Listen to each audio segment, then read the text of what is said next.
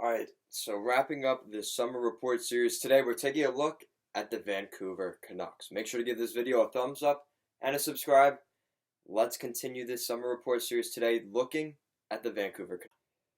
So the Vancouver Canucks coming into this season, expectations are pretty high as Vancouver has had some issues with attendance over the past couple of years and filling the stadium up, and ownership is expecting playoffs. The Aquilinis will not settle for anything less than playoffs this season. Jim Benning has been re-signed to a contract extension with as the general manager of the Canucks, and he made some moves over the summer. He brought in Tyler Myers, brought in JT Miller from the Tampa Bay Lightning. Are these moves enough to get the Canucks into a real contender and be a playoff team? We'll take a look at that. So, starting things off, the Vancouver Canucks have Zippo in terms of cap space. They have no cap space left for this season. They did re-sign Brock Besser though, so that was the big thing for the Canucks over this past week, and a huge deal that having Besser in the lineup, that one less distraction, especially in a city like Vancouver, all the Canadian cities really, in fact, that's a big deal. So some of the free agents that will be available next season for the Vancouver Canucks, you have Jake Virtanen, Tyler Mott, and Nikolai Goldovin. So a couple of fringe forwards. Virtanen maybe being being a level or two above that. But for Tyler Mott and Goldovin, they really haven't turned into the players that I think the Canucks were hoping. Tyler Mott may still have some potential left in him, but Goldovin, things do not look so good for Goldovin. So hopefully things work out, but things have not gone well for him thus far in Vancouver. Taking a look at some defensemen, and this is where things get a little bit more interesting. So you have Chris Tanev and Troy Stecher, arguably two of your top four defensemen, are going to be up for contracts at the end of this season. Now that's huge for the Canucks. They have guys like Quinn Hughes, a couple of other young guys, maybe the possibility of Trey Ampkin coming back. It's been talked about here and there, but as of right now, Trey Ampkin isn't back. So the Canucks, this is huge. They need to figure out what they're going to do with Tanev. They just locked up Edler last year, so they got to figure out what does this defensive core look like moving forward. And as well, you also have the goaltending situation, which may see some changes because Jacob Markstrom will be a free agent. He's probably going to look for starting goaltender money, probably in the range, I would think, of $5 to $6 million. And I don't know if the Vancouver Canucks are going to have that capital available. And especially considering they have a very good goaltender coming up in the system in Thatcher Demko. And we'll take a look at the starting lineups, and we'll get more into that. So, taking a look at the lineup for the Canucks, first line you have Michael Ferland, Elias Pettersson, and Brock Besser. So everybody's locked up now. No worries about that. This is a great line. You have Pettersson and Besser. Kind of reminds me of the situation that Barry Trotz would normally run. So it really worked out well with the Washington Capitals. Elias Pettersson is basically the Nick Backstrom, Brock Besser being kind of the Ovechkin, and you have the grinder player that can put in a couple pucks here and there in Tom Wilson, and that's kind of what Michael Ferland's doing. So I really like this line. If Travis Green is really looking, considering doing this, this could be a great line for the Canucks. Second line, you have Tanner Pearson, Bo Horvat, and JT Miller. Again, a pretty solid line here on the second line. Definitely the acquisition of JT Miller was a huge upgrade to that depth on the forward group. Tanner Pearson turned out to be a pretty good pickup in that the Goodbranson trade. Yeah, sorry, Pittsburgh. He's going to be an important part of that top six player. He's trying to be a top six player.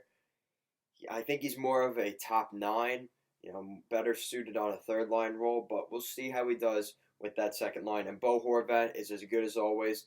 He may end up getting the captaincy. We'll have to wait and see. Considering what Besser just got in terms of money, is that going to affect the timetable on something like that, announcing a new captain? But, who knows? Okay, so now the third line. Things get a little bit interesting here. So the third line, you have Sven Berchi, Adam Gaudette, and Jake Virtanen. So we talked about Jake Virtanen, final year of a contract. He's going to look to make some money next offseason, so he's probably going to want to have a good year this year. He's going to have something to prove, and he's going to be motivated. So expect a good season from Jake Virtanen. Wouldn't be surprised if he jumped into that top six here and there. Adam Gaudette, he's left something to be desired so far in his NHL career. He's had some decent numbers, but nothing great. And Travis Green, I don't know how confident he feels in Adam Gaudette at this point. Put up some really good numbers in the NCAA, but since then, things have been tough for Adam Gaudette. Sven Baertschi, the biggest problem with Baertschi is staying in the lineup. He needs to stay healthy. That was the biggest issue for the Canucks on that second line last year. The Canucks have added a lot of depth in adding guys like Ferland and JT Miller to help in that top six, so they don't rely on Baertschi being in the lineup. But having Baertschi, and if he can really hold down that third line, that could be huge for the Canucks. Fourth line, Louis Eriksson, Jay Beagle, Brandon Sutter. So this is on par with one of the worst fourth lines in hockey. I'm sorry. Louis Eriksson is just I don't think he's going to be in the lineup. There's been reports that he's had some issues with Travis Green. I think that's going to play into the amount of time that he actually plays this season. I don't think he plays very much at all for the Canucks this year. Jay Beagle, I think he's just getting overpaid. He's a decent player, but he's getting overpaid, and it kind of devalues him as a player a little bit. But he's still a decent player, but he definitely didn't have a great year last year, and he needs to stay healthy.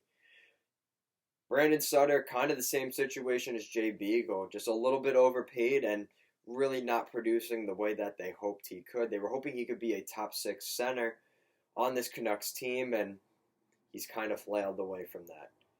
All right, so taking a look at the defense for the Canucks. So this is definitely something to keep an eye on this year. I actually think this is a pretty good defensive core, and we'll talk about that more in depth. So Alexander Edler and Tyler Myers on that top pair. For the Vancouver Canucks, Tyler Myers, a huge upgrade to Tanev. Nothing against Tanev, a very solid top four defenseman, but this is a huge upgrade for the Canucks. And if Tyler Myers can play well, some people are already saying he's going to have issues. He's not the fastest guy out there. He's not a great skater in general. He's going to struggle with this young, up-and-coming Canucks team. We'll have to see what ends up happening. And he missed some time last year with the Winnipeg Jets. Alexander Edler, same sort of situation with Edler. How much more can he play? Is he a little on the older side? Yes. Do you really want him as your top, some older guys as your top pairing guys to be a little bit older? It's not ideal, but the Canucks can make it work because the second pairing could easily switch with this first pairing. You have Quinn Hughes and Chris Tanev. So a full season of Quinn Hughes. I think everybody in the NHL, probably except Calgary or Edmonton, is excited to see what Quinn Hughes can do with the Vancouver Canucks. An exceptional player, and he had a really good NCAA career in Michigan. Had a couple flaws here and there, but he's a very good player. I think the Canucks have a gem in Hughes. Chris Tanev, on the final year of his contract there with the Canucks, he's going to look to have a good season and try and get a nice, healthy paycheck for his last, probably bigger paycheck he will receive in the NHL. Excuse me. Third pairing, you got Jordy Ben and Troy Stecher. So, like we mentioned earlier, Stecher is on a one-year contract as well. Jamie Benn may take a couple of weeks, maybe months to acclimate to the environment of Vancouver. He's been in, a little bit of hostile environments before. He's been with the Montreal Canadiens. He spent some time with the Dallas Stars. So there's a guy, he's definitely moving around a little bit more, which is a little concerning. He may be more of a 6'7" defenseman at this point. But to be honest, he's definitely one of the better 6'7" defensemen in the NHL. Troy Stecher, he's not as young as he was, but he's still a fairly young player. And if he can crack, the top four at certain points, if he could be a reliable top four guy in the event there's an injury and he could step up, that's a very good player in Stecher. Okay, so looking at the goaltending, nothing too crazy here, but you have Jacob Markstrom on the final year of his contract. So he is going to be looking to have a good season this year so he could get the money, the 5, 6, maybe even $7 million that he would want coming into next season. Thatcher Demko, very solid goaltender. He's had some, blips on the radar here and there, but I would expect him to have a very good season with the Canucks. That defense looks a lot better. The offensive group looks a little bit better, so there may not be as much pressure on Demko as there was back when they drafted him. So let me know what you think of the Vancouver Canucks in the comment section down below. Does this team get back to the playoffs, or are they going to miss yet again? So my predictions, I have the Vancouver Canucks finishing with around 85 to 90 points. We see the point totals have gone up a lot recently in the past couple of years. I think the Vancouver Canucks are going to cut it close in terms of making the playoffs. I think this is a very solid team. If everybody can stay healthy, if Thatcher Demko can be the goaltender that we hope he can be, as well as Markstrom having a good season, this Canucks team looks pretty solid, especially considering that Pacific Division. The only real competition that I think the Canucks are going to have is with the San Jose Sharks and the Vegas Golden Knights. Besides that, you have Anaheim, kind of in a rebuild. Edmonton, we really aren't too sure about Edmonton. They could be interesting. Arizona, they did pick up Phil Kessel, but how does that team really look? Are they able to stay healthy? They have a veteran defense in Arizona, but can they stay healthy? So that division is pretty wide open for the Canucks if they can get in there. So they go on a tear, they go on a good 10, 15 game winning streak somewhere along the season, and they stay healthy, this Canucks team can be very solid. And what's very important in terms of the health is they need guys like Besser and Pettersson to be in the lineup. They both did not play the full 82 game season last year because of injuries. Pettersson's a smaller player. Besser's already had some back surgery and things like that. So you're just, it leaves me wondering, what does this Canucks team really look like? I'm starting to hamper my thoughts a little, maybe 80, 85 points for the Canucks, but I think they will be pretty close. They should be able to pick up a wild card spot. It might be difficult, though, because of that Central Division, but let me know in the comment section down below what you think of that. So that's it here in the summer report. We have one more to get to, which is two more, the Washington Capitals and the Winnipeg Jets. Very excited to finish this up. The preseason, it was 45 degrees here in New York this morning, so it's really not summer anymore, so I really want to finish this up, get this done. So if you haven't checked them out, make sure to check out the rest of our summer report series in the playlist. Make sure to give this video a thumbs up and to subscribe if you have not already. Make sure to subscribe. It really helps out the channel here at Goal Line Hockey. And thank you for watching, and have a good day.